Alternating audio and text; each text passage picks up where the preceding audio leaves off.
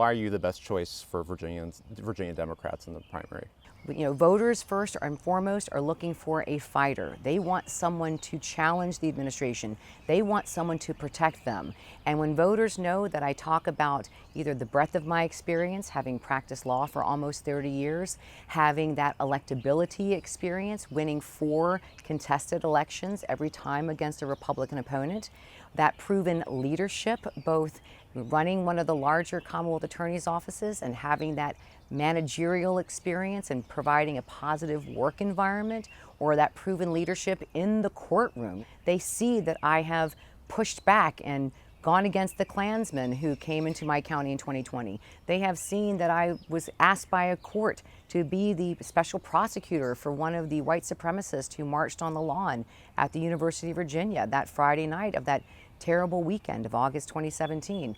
They have seen me on the national stage, speaking up for women's protective freedoms when I said on the date of the Dobbs decision, I would never prosecute a woman and her doctor in engaging in that very personal reproductive decision. How do you as Attorney General protect reproductive rights, abortion, contraception, all those sort of things for Virginians? We know that right now Virginia is the last safe haven in the South for women to have reproductive protections. We know that our General Assembly has put forth a constitutional amendment for the women's right to choose, and we are in the middle of that process. We will hopefully see that go again in January 2026 and then go to the voters in November of 2026, and then it will be up to the Attorney General to protect those constitutional amendments once they are in fact passed, because we realize that those are issues, automatic restoration of rights, marriage equality.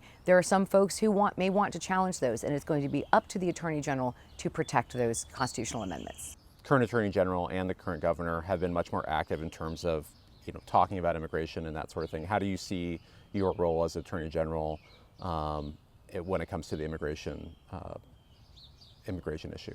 We recognize that there is a process in place for people who are coming to the United States who want to be citizens, and we have this system in place. The problem is that system is broken, and we know that because we saw Congress before the election in November of 2024 come together, come and create a proposal to fix that process. And what happened? Then candidate Donald Trump said, do not pass that bill, because he wanted to run on that agenda. And a strict violation of due process. Every individual who is on this land of the United States gets the protections of the Constitution. And the courts have said it, which is due process is to be respected and to be followed, and allow individuals to make their argument before action is taken. So you were one of the founders of a progressive group of Commonwealth attorneys, and my understanding is that you're not in that anymore. A lot of the major reforms that group was proposing ended up happening. Could you talk about why you left that group and, if there's sort of different approaches that you're taking? The court system, the criminal court system, is supposed to be the same wherever you are. And so when we are looking at big issues, so whether that be the issues of mandatory minimums, whether that be looking at our reform on how individuals are given bond and bail review, we need to make sure that we're doing that from a standpoint that's going to be used universally and equally across the state. I supported the elimination of the death penalty. I supported the idea that we wanted to have more meaningful and robust review on determinations of whether or not an individual should be held or not held. We also know that there are sometimes laws that are passed that I have supported the concept, but then when it comes to the actual implementation, we start to uncover issues regarding what I call the machinations of a bill. And the reason why I am no longer part of that is because when I was going to take over as president of the Prosecutors Association that December of 2022, I knew that I needed to be able to say I was representing the entire association, all 120 elected officials. And then since that time, have been concentrating, of course, on my own efforts to run for Attorney General. You know, there's lots of data centers that are coming up in Virginia, so that's maybe going to put a strain on the system. Climate change is obviously a big issue. How would you describe your approach to energy and affordability, climate, all those sorts of topics?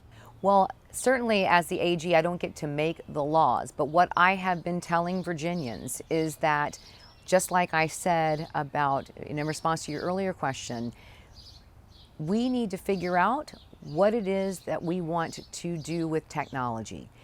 And Virginia has become this place where those data centers, to achieve those goals of utility that is now part of our daily lives and part of our habits, we know that the data centers have two things. We know that there is a revenue resource, and we know that there is an impact on Mother Nature. And so we need to understand that there are some localities who believe very strongly in needing the revenue for their localities because maybe they're suffering a deficit from other aspect of economic development.